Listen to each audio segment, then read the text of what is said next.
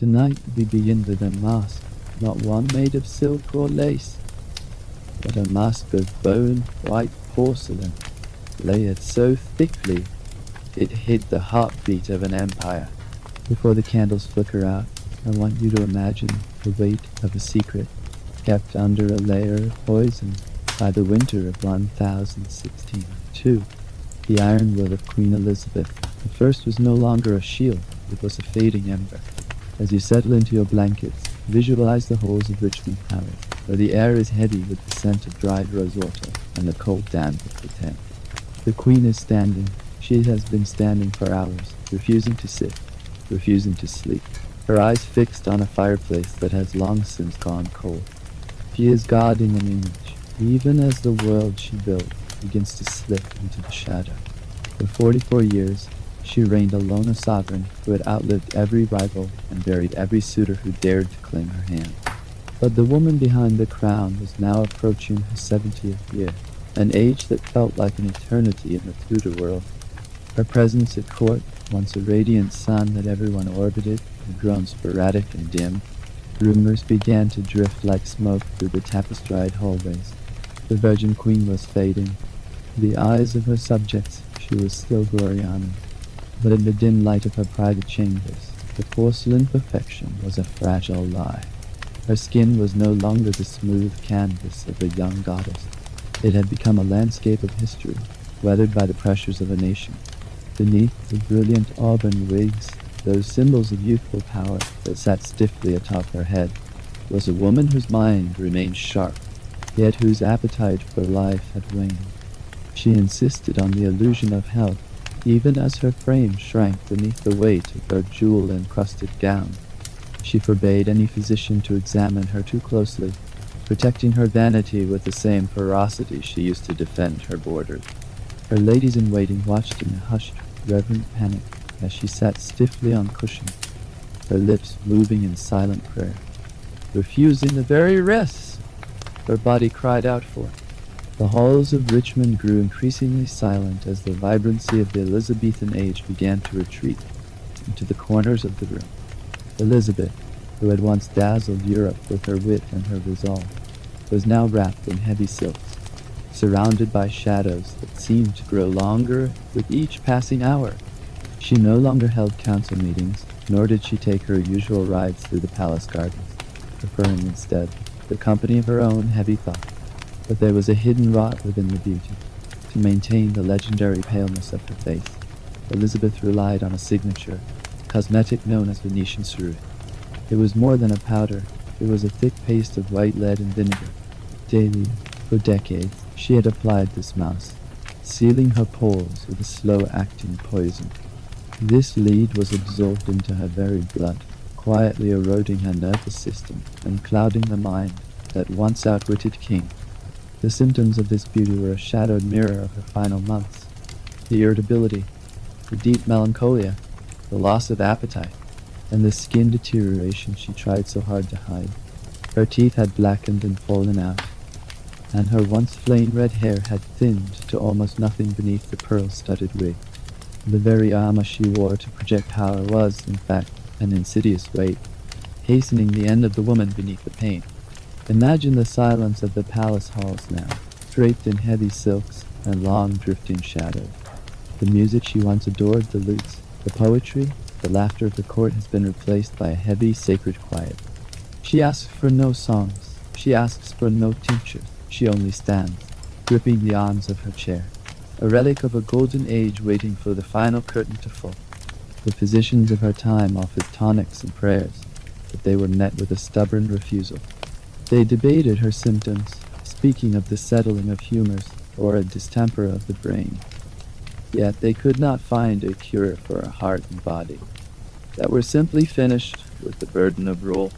The Queen guarded her modesty to the very end, refusing to even undress completely, as if her physical form was the last stronghold of her sovereign. As the winter hums softly beyond the heavy curtains, we feel the weight pressing down on her heart. It was a weight heavier than the gold of her crown, a grief for lost friends, and the burden of an unclaimed future. The execution of the Earl of Essex in 1601 had struck a blow from which she never truly recovered, leaving her to spend her final days staring into the empty fireplace, as if searching for a ghost in the embers. The court began to prepare for the inevitable, sensing that the reign of Elizabeth I was quietly and painfully coming to an end. Ministers urged her to name a successor, to speak the name that would secure the realm, but she remained silent, her mind retreating into a solitude that no one could reach. The air in the palace grew thick with unspoken fear, not just for the loss of their queen, but for the uncertainty of what might follow a monarch who had become the very embodiment of England itself. As the days passed, her physical decline became more pronounced. A persistent cough shook her shrinking frame, and her skin turned increasingly pale beneath the white mask she still insisted on wearing. Her frame seemed to retreat into itself, the bones visible beneath the ornate fabrics that had once projected such absolute power and grace. He was wasting away, the candle slowly dying in its holder, while the nation she built held its collective breath. Through it all, the silence around her became part of the illness. Her servants tiptoed, her ladies wept in private, and her ministers watched helplessly as the figure who had dominated their lives for decades began to vanish into history. She answered questions with mere gestures or simple nods, as if words had become too heavy to lift. Even when her legs could no longer support her, she would sit stiffly on cushions, eyes fixed on an invisible point, her lips moving silently in thought or prayer. Perhaps she feared death not as a woman, but as a ruler, dreading the moment she would have to relinquish control of her people and her image. To die meant to surrender the iron will that had kept England together through storms of religious war and foreign threats. And so, she stood watch over her own fading life, refusing sleep as if it were a temporary surrender to the beyond. As her reign quietly and painfully draws to its conclusion, we begin to look back at the ghosts that haunted her heart before the first light of a new dynasty dawned. The memory of Robert Devereux, the Earl of Essex, remained a deep corrosive guilt in her soul, a reminder that even a queen's love could not save a charming traitor from the scaffold. From the moment she signed his death warrant, something inside her had unraveled, and the light in her eyes had dulled forever. Now, as the shadows deepen in Richmond Palace, the once vibrant court is a place of reverence, sorrow, and dread. The queen is adrift within her own halls, a monarch born of scandal who ruled through fire, and is now passing into legend with the same unbending dignity she held it. We leave her there for a moment, standing in the silence, as we prepare to drift further back into time, to a world where other sacred things were guarded with equal devotion. Elizabeth never truly recovered from the execution of Robert Devereux, the Earl of Essex. As you breathe slowly now, imagine the heavy, salt-laden air of the Thames drifting through the stone window slits of Richmond Palace, where the Queen had retreated in her final winter. The woman who had once been the vibrant sun of a golden age had become a shadow amongst shadows, her brilliant presence dimmed by a loss that reached far deeper than the politics of the throne. The execution of Essex in 1601 had struck a deep, corrosive blow to her spirit. Though he had betrayed her with a failed rebellion, she had loved him in her own complex way. Some said his motherly affection.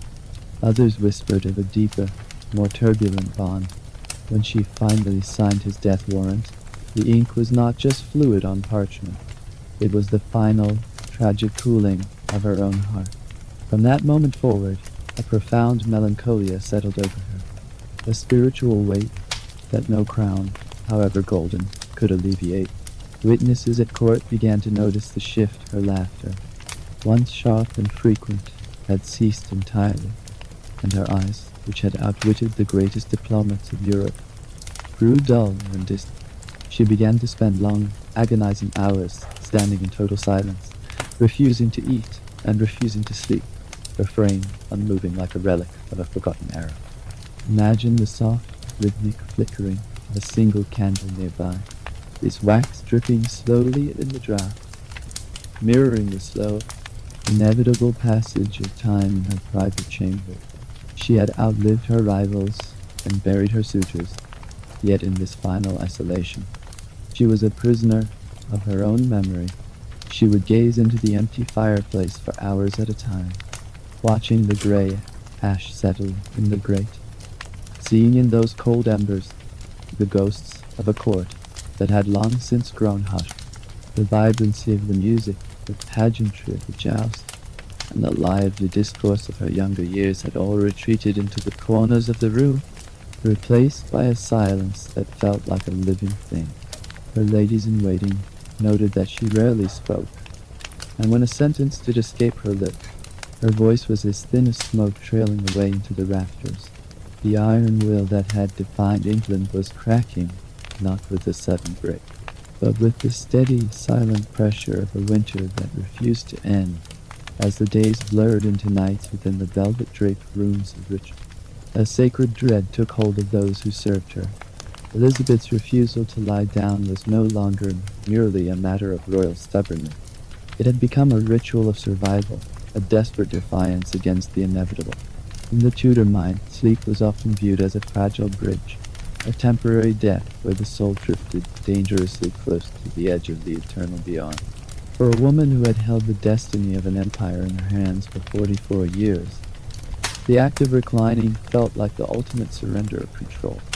She feared that if she closed her eyes and allowed her body to rest, she would never again open them to see the kingdom she had so fiercely protected.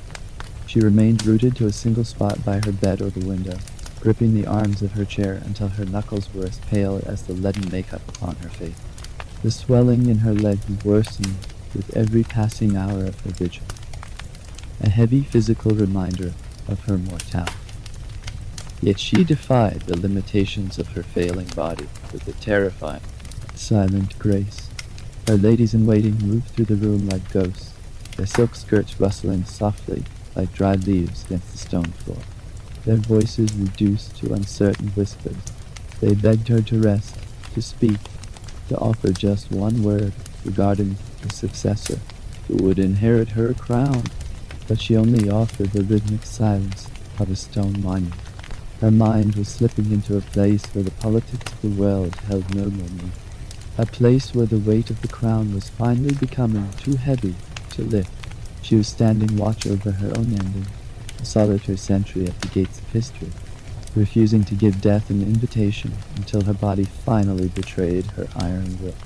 There were moments when she collapsed, found crumpled beside her chair, yet she refused to cry out for help or admit the frailty that was claiming.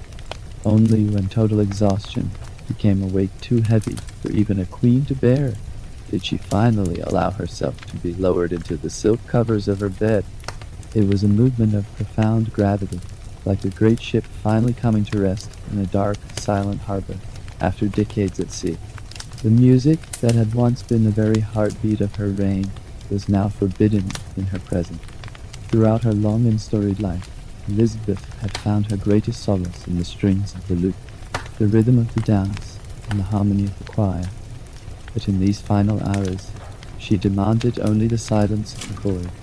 The vibrant pageantry of the Tudor line was fading into a monochromatic peace, a stillness that wrapped itself around Richmond Palace like a heavy shroud. No lutes played in the corridors, no poets recited their verses at her bedside. Instead, there was only the soft, rhythmic hum of the winter wind rattling the window panes, and then the distant, muffled tolling of a bell that no one yet dared to name.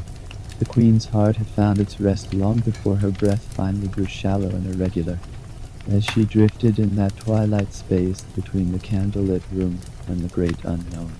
Her movements became nothing more than flickers, a slight nod to the shadow, a faint tremble of a hand that had once signed the fates of nations. The ministers stood back in the dimness, their folded papers and secret correspondences, a testament to a world she was already leaving behind. Just before the first light of dawn on March 24th, 1603, the silence in the room became absolute. No cry was heard, no final speech was delivered. The Virgin Queen simply passed into legend, taking the Tudor flame with her into the long night. But as the linen cloth is drawn gently over her face, and the cold, damp air of England settles into the ancient stones of the palace, we do not stay here in the winter of the north.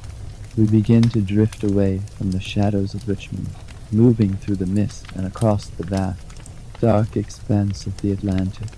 We are traveling toward a place where the sun is eternal, and the air is thick with the scent of blooming orchids, humid earth, and the lush greenery of the tropics. Let us leave the Queen to her eternal rest beneath the stones of the abbey, and travel back to a much older, warmer world.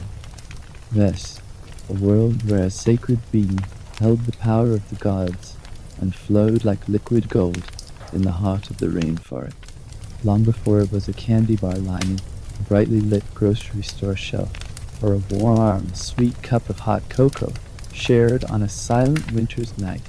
Cacao was something entirely different. It was not sweet. It was not even eaten in the way we understand today. Instead, it was drunk bitter, frothy, spicy, and deeply, undeniably sacred. For the ancient peoples of Mesoamerica, this strange and powerful being held a meaning that reached far beyond its complex flavor.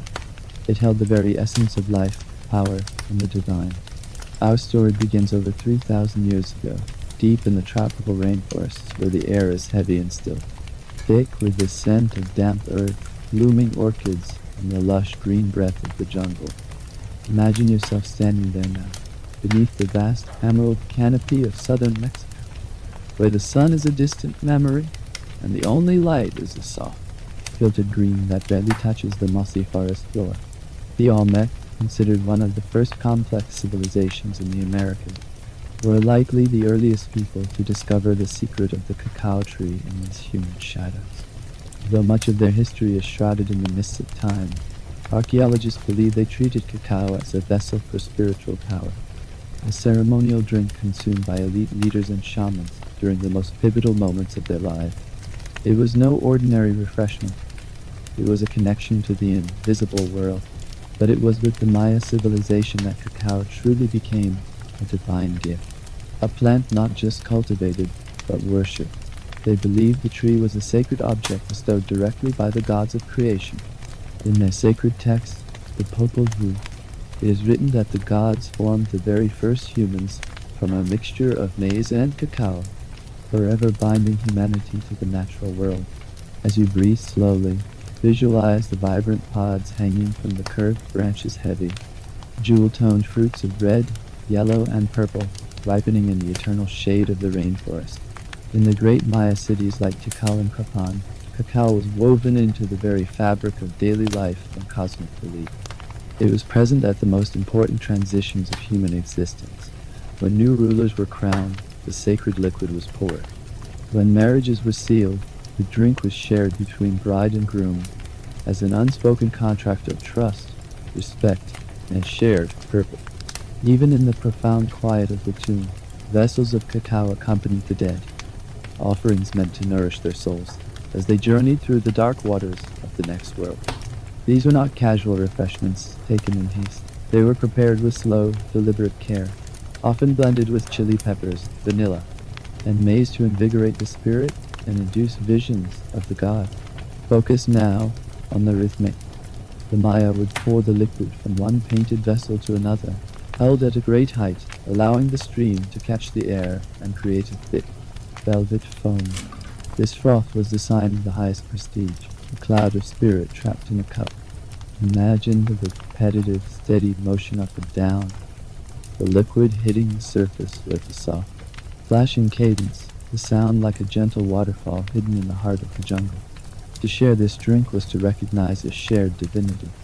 The cups themselves were beautiful heirlooms, clay vessels painted with intricate glyphs that told the story of the owner and the sacred nature of the drink within. In this world, ruled by the cycles of the stars and the seasons, cacao was the substance that kept the universe in balance, a bridge between the mortal and the divine.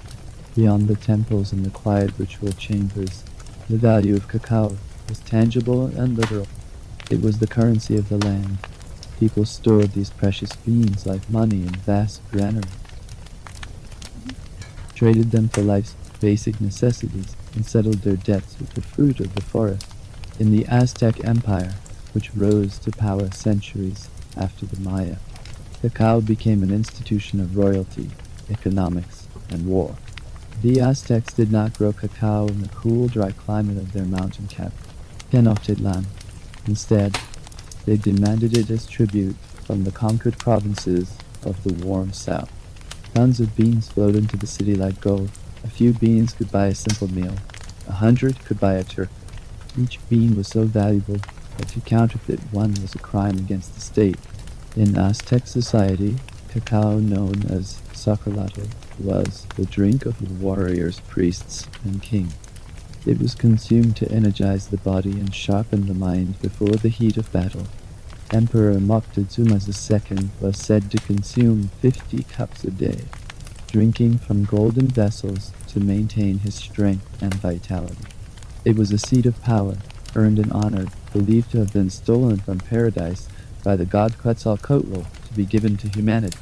But as the sun sets over the floating gardens of Tenochtitlan, and golden cups are laid aside, a new wind is blowing from the east.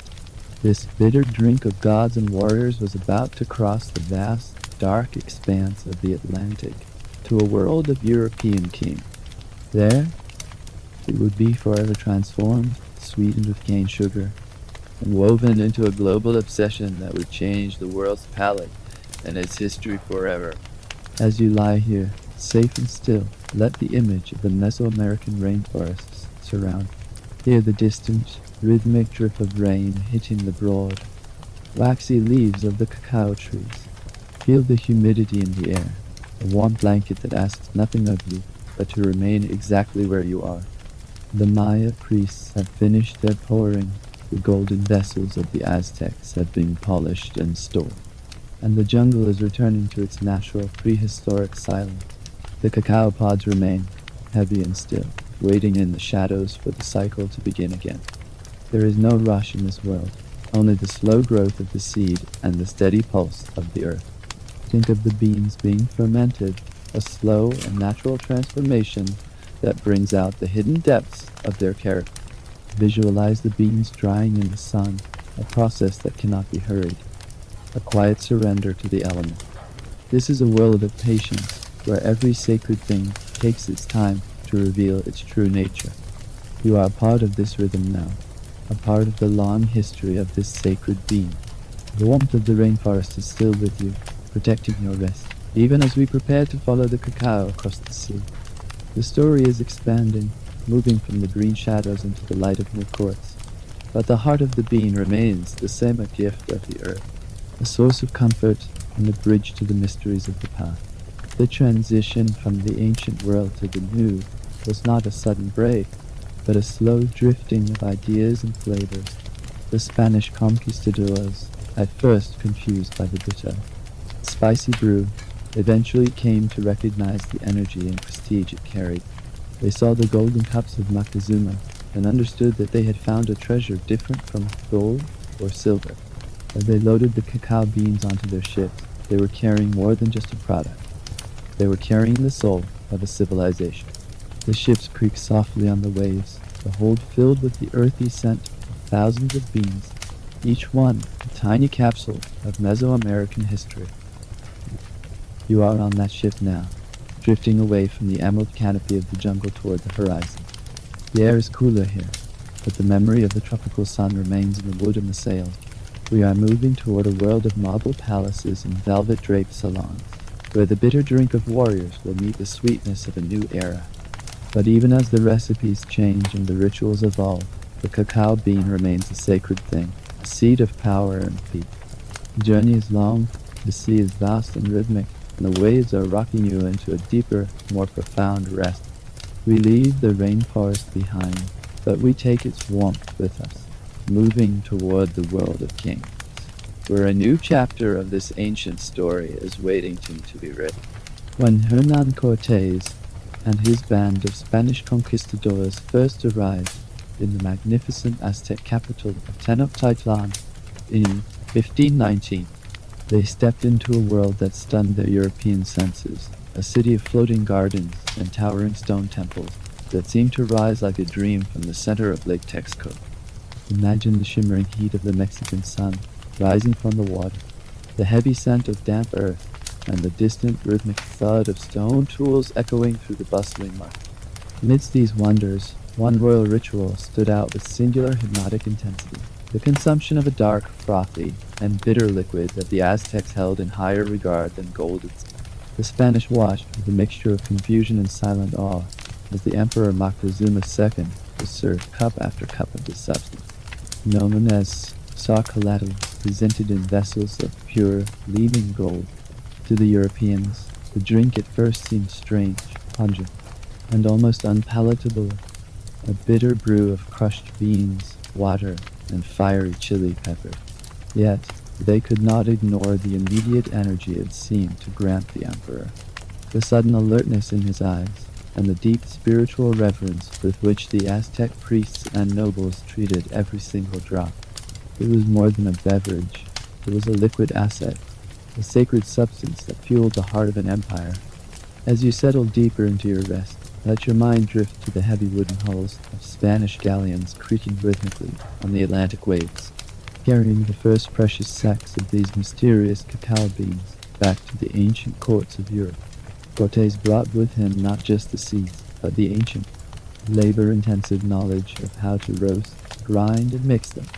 At first, chocolate remained a guarded curiosity, hidden away in the quiet of Spanish monasteries and the private chambers of royals and exotic treasure from a new world that few were permitted to witness.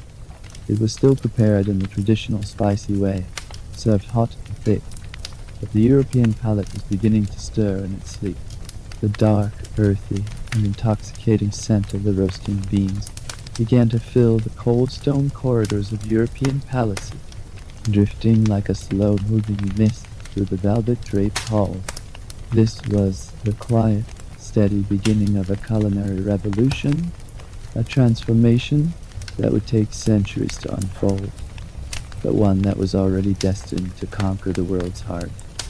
One golden cup at a time. Breathe in that distant, warm aroma now, the scent of history, of gold and of a world about to be changed by the power of a single sacred bean. The returning point for chocolate in Europe came when the bitter medicine of the Aztecs met a new, seductive companion. As you breathe in and out, slowly and steadily, imagine the spicy chilies and heavy maize of the ancient recipes being replaced with crystalline sweetness of cane sugar and the lingering warmth of cinnamon. This addition changed everything, sparking a culinary revolution that transformed a sacred, pungent brew into a smooth, sweet indulgence. What was once a gritty drink for warriors and priests became something seductive, luxurious, and deeply fashionable within the halls of European power. In Spain, and soon across the glittering, candlelit salons of France, Italy, and England, sipping hot chocolate became the ultimate marker of wealth, sophistication, and elite status. Visualize the soft clinking of fine porcelain spoons against delicate cups in the drawing rooms of Versailles or London, where aristocrats gathered to discuss art and politics over steaming vessels of this brown gold. Their movements were slow and refined, mirroring the thick, dark liquid they held. This was the era of chocolate as a liquid luxury, a refined ritual where royalty demanded it at their tables and sipped it at their leisure. It was no longer a tool for spiritual visions or military endurance. It had become a symbol of prestige, a quiet indulgence for the most powerful families in the world. However, this sweetness carried a hidden, bitter cost that we must acknowledge as we drift deeper into the story. To feed the growing European hunger for cacao and sugar, colonial plantations expanded vast economies across the Caribbean and South America. This system was fueled by the brutal reality of a transatlantic slave trade, where millions of Africans were captured and forced to work under harsh conditions to harvest the very bean they would never be permitted to taste. While the aristocrats sipped their sweetened cocoa in quiet, velvet-draped rooms, the product of that labor became entangled in a dark history of empire, exploitation, and systemic injustice. Even as the flavor softened, the human cost remained staggering, a shadow cast beneath the golden surface of every cup. As you lie here, safe and still, Realize that the story of chocolate is a mirror of civilization itself, containing both the heights of human ingenuity and the depths of its struggle. The drink had entered a new world, and it would never be the same again. It was becoming a global product, something to be traded, taxed and turned into profit, while its ancient spiritual origins were slowly buried under layers of sugar and cream.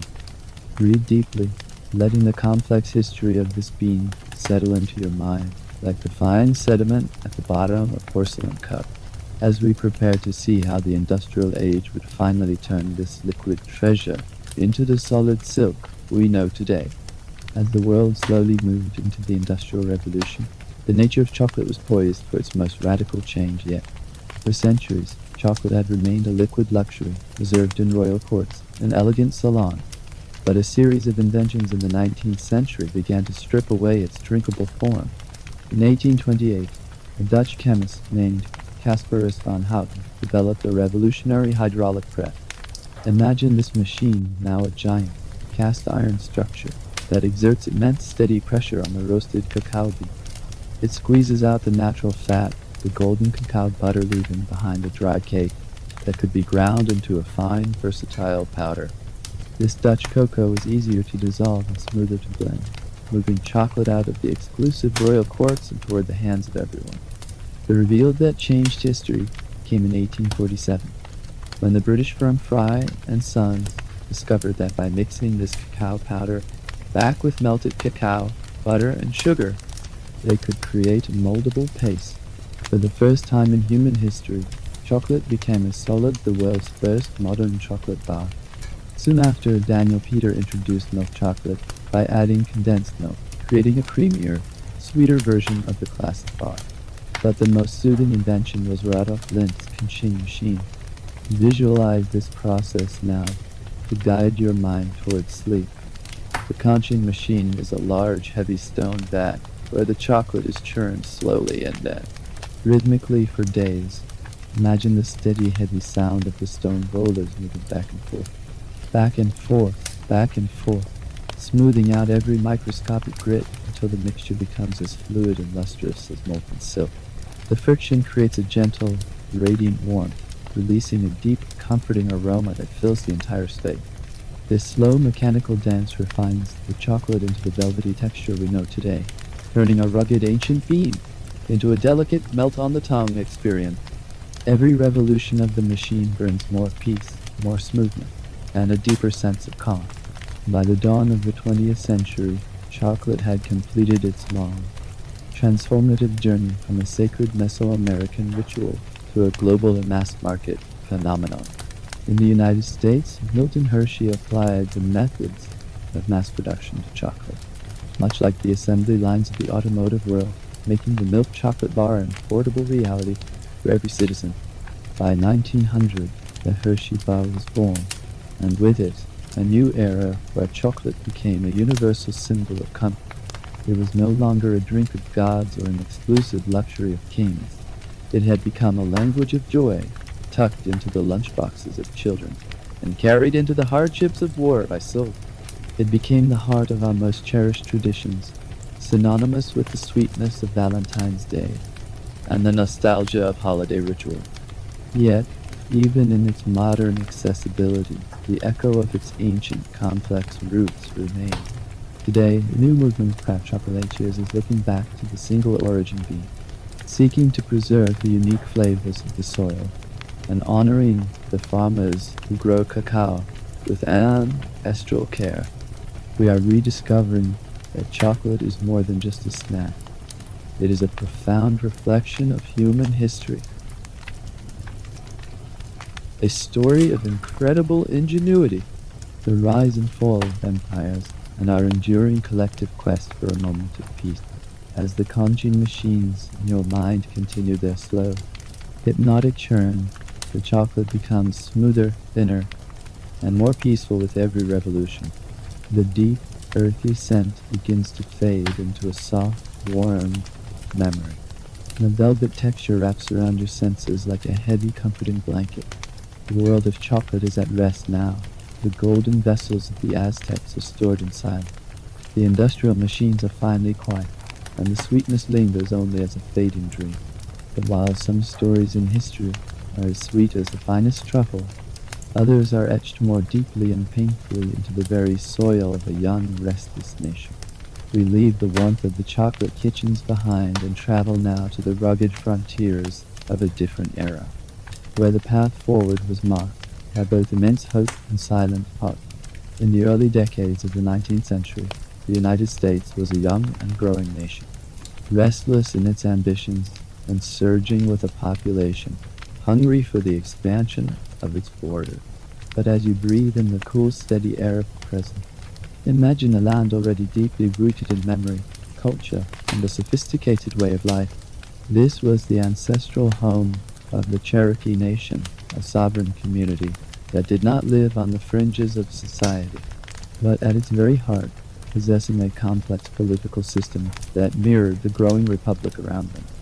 They were a people of high achievement and intellectual depth, having drafted a formal constitution in 1827, established their own independent judicial systems, and built a society defined by permanent farm, bustling schools, and a profound respect for the written word.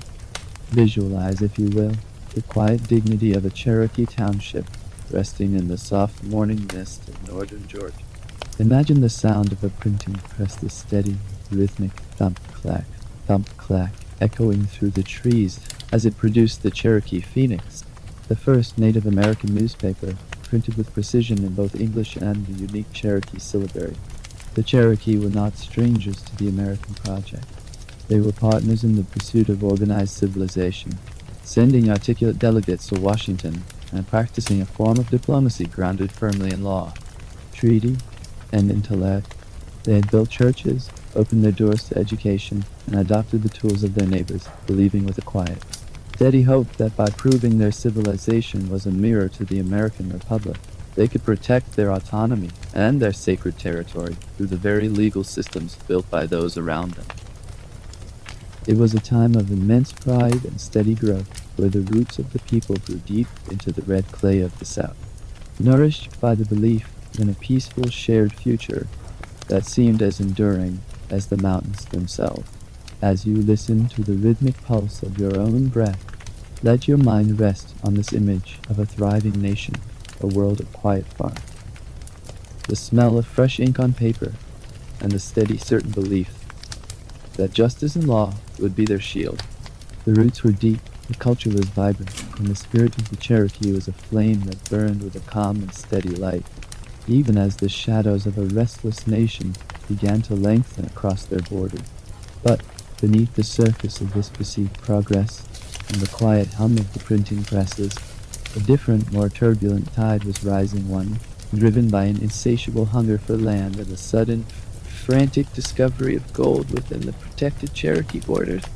In 1830, a document was signed that would forever alter the lives of tens of thousands of people. The Indian Removal Act. It was a piece of legislation cloaked in the deceptive language of voluntary exchange and protection. But for the Cherokee, it was the beginning of a calculated and relentless campaign of displacement. They were a nation that had trusted in the power of the written word and the sanctity of treaties, only to find that the paper they held was being torn away by the very hands that had signed it. Determined to defend their sovereignty through the systems they had so carefully adopted, the Cherokee took their fight to the highest court in the United States, using the law as their only shield. In a landmark moment of historical justice, Chief Justice John Marshall ruled in their favor in the case of West Virginia, Georgia, declaring that the state of Georgia had no authority to impose its laws upon Cherokee territory. For a brief, hopeful moment, it appeared that the Republic's own principles of justice would prevail. However, the reveal that haunts this history is the chilling defiance of the executive branch. President Andrew Jackson, a man who viewed removal as an inevitable necessity of expansion, reportedly refused to uphold the court's protection, leaving the Cherokee Nation to face the gathering storm entirely alone.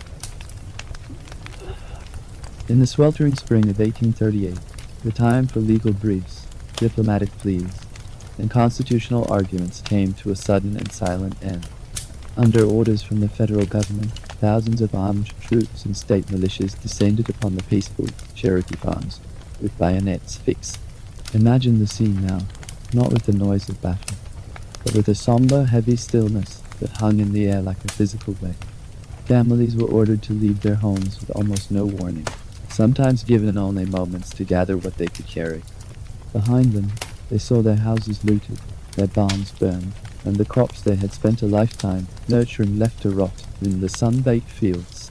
They were rounded up and placed into overcrowded makeshift military stockades, where the air was thick with the scent of wood smoke and the quiet weeping. In these camps, disease began to spread rapidly through the cramped quarters, measles, dysentery, and whooping cough, taking a heavy toll on the most vulnerable, even before the true journey had begun. The printing presses were silenced, the vibrant schools were abandoned to the dust, and the very concept of a peaceful shared future was shattered. As they breathed slowly, visualized the long lines of people being gathered under the shadow of the bayonet. A nation of farmers, teachers, and leaders suddenly rendered homeless, standing on the threshold of a forced journey into a vast and unknown wilderness. The promise of the law had been broken, and in its place was the cold, hard reality of a march that would test the very limits of human endurance. The journey that followed would be known in the Cherokee tongue as Nuna Ta'ol Sun Be the Trail Where They Cried. As you settle further into your blankets, let your mind follow the slow, rhythmic, and agonizingly steady pace of the thousands who were forced to walk. It was a march that stretched over 1,200 miles, a distance that seemed to expand with every labored breath taken in the biting cold. The route wound through the jagged peaks of mountains, across the treacherous, ice-choked currents of frozen rivers, and over the endless, wind-swept prairies of a continent that suddenly felt vast and indifferent. The movement was constant, the monotonous cadence of survival the heavy, rhythmic sound of thousands of footsteps pressing into the deep mud, the persistent creak of overloaded wagons straining against the earth, and the sharp, biting whistle of the winter wind as it cut through thin wool and worn leather. Focus now on the profound and soothing strength that was found even in the heart. Imagine the elders, their voices low, resonant, and remarkably steady, singing traditional prayers and sacred hymns as they moved through the blinding white of the early sun. These songs were not merely cries of defeat or echoes of pain. They were rhythmic anchors, spiritual lifelines that kept the people moving forward, one deliberate step at a time, one synchronized breath at a time. Even as the elderly grew weary and their strength faltered, and even as children were cradled tightly in their mother's arms through the piercing nighttime frost, the survivors refused to let their identities slip away into the winter air.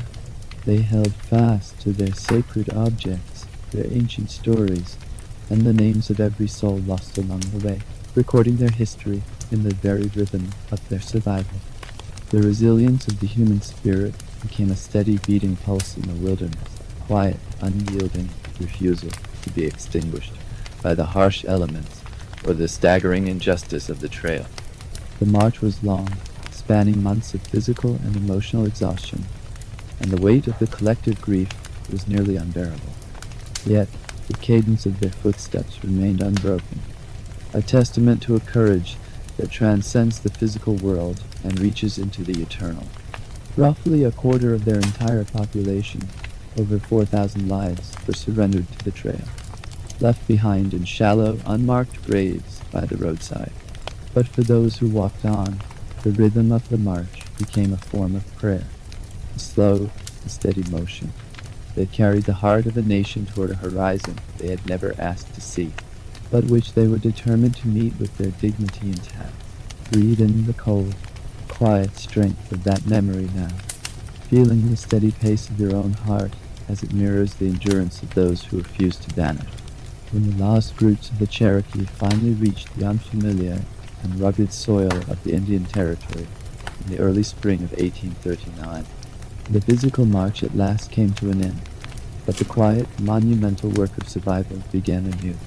The losses endured along that 1,200-mile trail were staggering, extending far beyond the 4,000 lives claimed by disease, bitter exposure, and starvation. What had been surrendered to the mud and the snow was more than just people. It was a profound spiritual connection to their ancestral lands and the cultural continuity of an entire nation. Survivors arrived in this new, distant place, weakened, broken, and grieving, having lost the elders who carried their traditional knowledge, and the children who represented their future hope. As you lie here now, safe and still, imagine the silence of those first nights in the new territory, a land that was nothing like the lush green mountains of Georgia they had been forced to leave behind. The climate was harsher, the winters more unpredictable, and the fertile soil they had been promised often turned out to be a fragile illusion. Yet, even in the depths of this devastation, the Cherokee did not vanish into the shadows of history. Instead, they drew upon a wellspring of resilience that had guided them through the legal courts of the United States and the freezing rivers of the Mark. They began to rebuild their lives with a slow, steady determination, re-establishing their capital in Tahlequah and reorganizing their government under new constitution. The physical wounds of the trail were slowly matched by an emotional rebuilding as they reopened their schools and once again began the rhythmic work of their printing press. They held on to their language, their stories, and their faith with an unyielding will, ensuring that the roots of their identity would take hold in this unfamiliar earth. This was not a story of forgetting, but of enduring, of a people who refused to be erased by the betrayal of a young nation. The resilience they showed defied the expectations of those who had sought to displace them, proving that the spirit of a nation is not tied to a single piece of earth, but is carried within the very breath and memory of its people. The Trail of Tears remains a living memory, a sacred path of remembrance that challenges us to confront the true cost of expansion and the cruelty of past power. But in that memory, there is also an immense quiet strength, the echo of the elders' songs still lingering in the wind, reminding us that home is a sanctuary built within the soul. We leave the rugged frontiers of the West behind now, carrying this sense of endurance with us, like a warm light as we return to the quiet, moonlit streets of a different kind of settlement. We are moving toward a place where the shadows hold secrets of a different nature, and where the struggle for truth takes a mysterious turn in the flickering candlelight of a village called Salem. Breathe deeply, feeling the safety of your own rest, as the stories of the past continue to drift and blend into the peaceful silence of the night. In the biting, relentless cold of early 1692, Salem village was a place thick with a heavy, palpable spiritual and social unease. Imagine yourself there now, standing at the very edge of a vast and ancient New England wilderness, a dark, impenetrable wall of timber that seemed to press against the fragile wooden borders of the settlement. The gray mist clings to the skeletal, blackened branches of the winter trees, and the air is perfectly still, carrying only the faint, lonely smell of wood smoke hanging low over the frozen white field. The people of Salem believed they were walking a narrow and perilous path of righteousness in a dangerous land, surrounded by an invisible world filled with forces they could neither see nor control. In their minds, the forest was not just a collection of trees and stone, but a shifting realm where the dark could speak, and where the shadows held a power that was as real as the cold against their skin.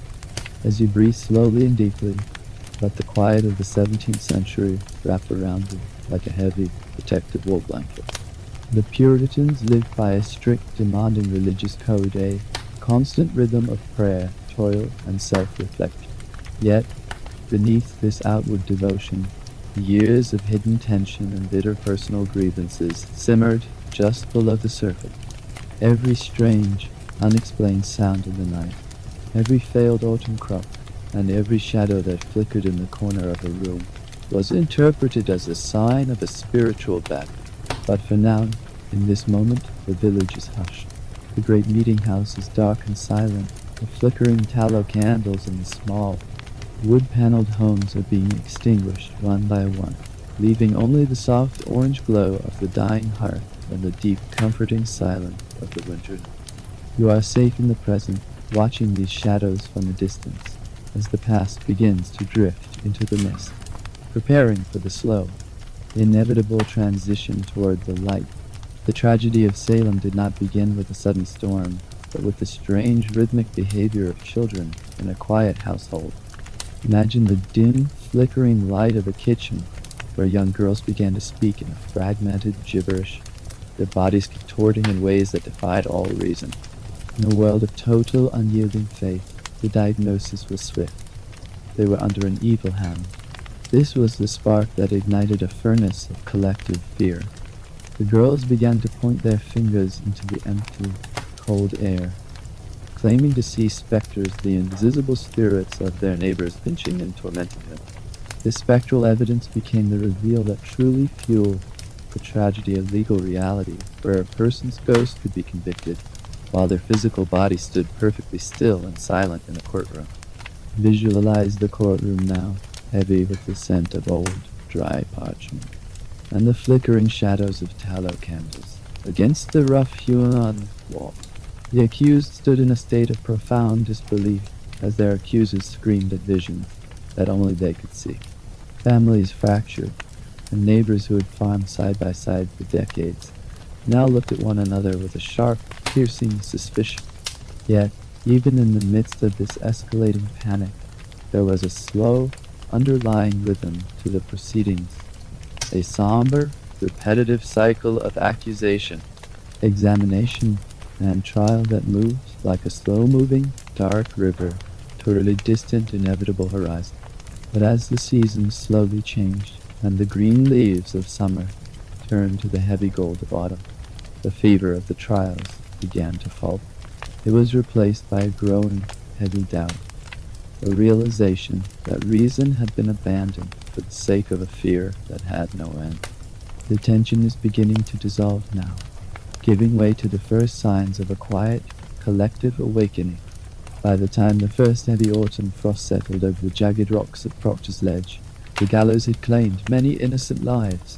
But as you lie here now, perfectly still, feel the tension finally leaving the story, just as it once left the tired hearts of the villagers.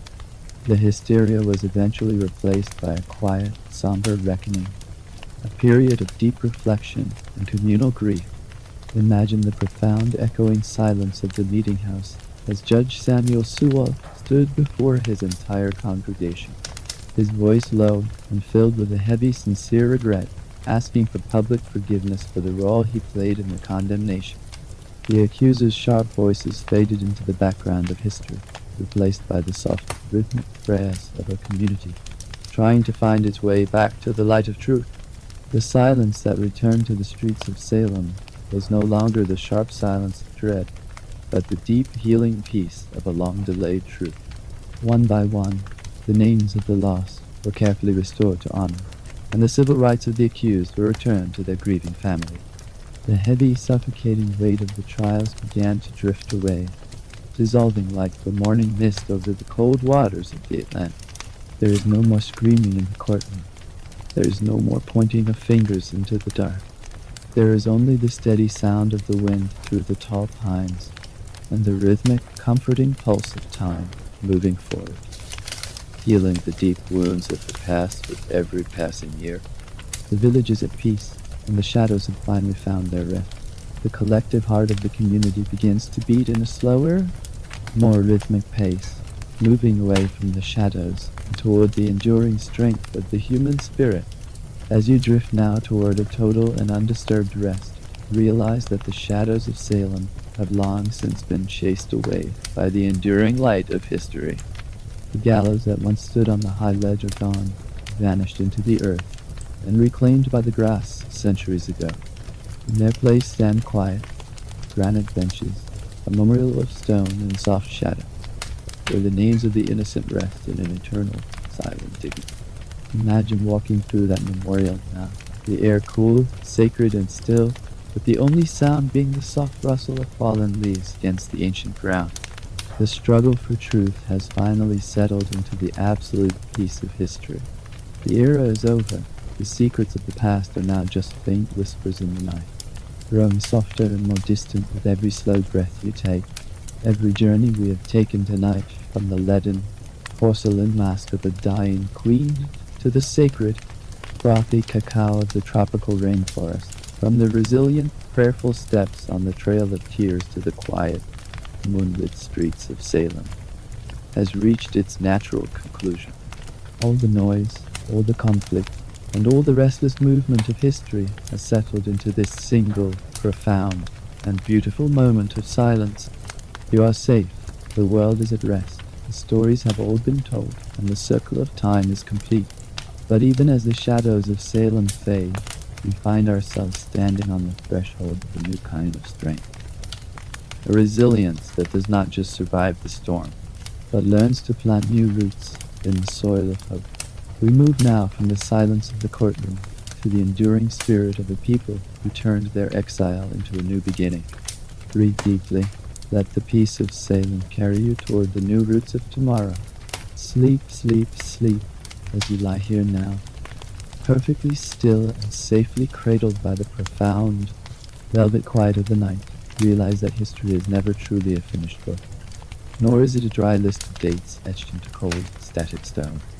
It is something much more intimate, much more fluid and ongoing, living tapestry woven from the delicate threads of human breath and the infinite, healing depths of silence. It is not a story that ends, but a resonance that continues, like a soft echo traveling across a vast mist-covered valley. The steady, aging heartbeat of a queen in her final moments of earthly duty did not simply stop. It transitioned into the rhythm of the stone walls that still stand today. The ancient, frothy pouring of sacred cacao in the heart of a sun-drenched rainforest was not just a ritual of the past. It was a movement of nature that still hums in the growth of every leaf and the fall of every tropical rain. Every story we have traveled through tonight, from the leaden mask of a monarch to the resilient footsteps on a frozen trail, is a single, shimmering thread in a cosmic fabric that is still being woven even now, in the stillness of your own room. The great figures of the past have not left the stage. They have simply moved into the wings, their presence lingering in the cool air and the soft shadows that surround you. There is no hard boundary between then and now, between their struggles and your peace. As we breathe slowly and naturally, let the boundaries of the stories begin to soften and blur. The music of history has not reached a final note. It has simply slowed down, becoming a low, vibrating hum that anchors you to the earth and invites you to drift along its ancient, peaceful current. Visualize the quiet, ongoing resolution of all these long and winding journeys. In the silent, hallowed dimness of Westminster Abbey, the presence of Elizabeth I and her sister remains a part of the very air, a quiet dignity that has become one with the ancient marble and the flickering shadows of the high arches. The storms of their lives have not disappeared. They have been smoothed over by centuries of prayer and the slow, rhythmic passage of millions of footsteps.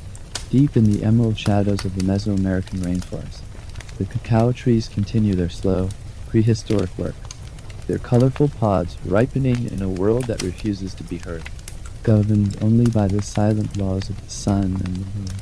The ancient rituals are not gone.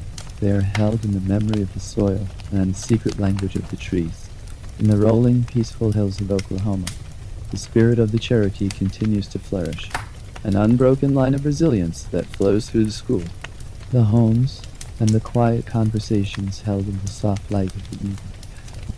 The trail did not lead to an end, but to a new beginning that is still unfolding with every sunrise. All the noise, all the conflict, and all the restless, searching energy of the past have not been silent. They have been harmonized into the profound, unshakable calm of this very second. The golden vessels, the heavy bayonets, and the flickering candles of the old courtrooms have all dissolved into the element, returning to the earth to become part of the winds and the grass. The past is not behind you. It is a gentle tide that carries you forward, a sanctuary of stillness that has been expanding for thousands of years just to hold you in this moment of rest. Return now, one last time, in your mind's eye, to the private chambers of Richmond Palace. The room is no longer a place of transition, but a place of eternal, quiet presence. The air is cool, scented with the lingering sweet aroma of beeswax and the deep grounding smell of old polished wood. The heavy velvet curtains are not a barrier, but a soft, dark embrace, protecting the stillness within from the world outside.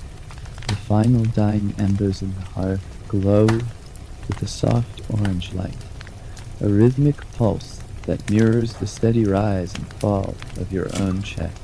One by one, the tall candles that have lit our way through these centuries are beginning to dim, their flames becoming smaller, softer, and more ethereal. Watch as the light in the room begins to fade, not into a sudden darkness, but into a warm, silver twilight. The shadows are not men. They are opening a doorway into a state of being where time has no meaning, and effort is a distant memory. The final candle on the bedside table does not go out with a snap. It simply becomes part of the shadows, its light transforming into a soft, internal glow that radiates from the center of your own peak. The darkness that surrounds you is a vast, welcoming ocean, and you are a small, safe boat, drifting slowly away from the shore of the conscious world. There is no final curtain, only the endless unfolding of the night. The era does not end. It merely changes its shape, becoming the very air you breathe, and the dreams that are waiting to welcome. The story is not complete, for it continues in the silence of your rest and the renewal of your spirit. The journey does not stop. It simply transitions into a deeper, more profound kind of movement. The movement of a soul at rest. You are floating in the vast, benevolent currents of history, protected by the peace of all the ages. The path is open, the light is soft, the night is infinite. Drift now. Breathe now.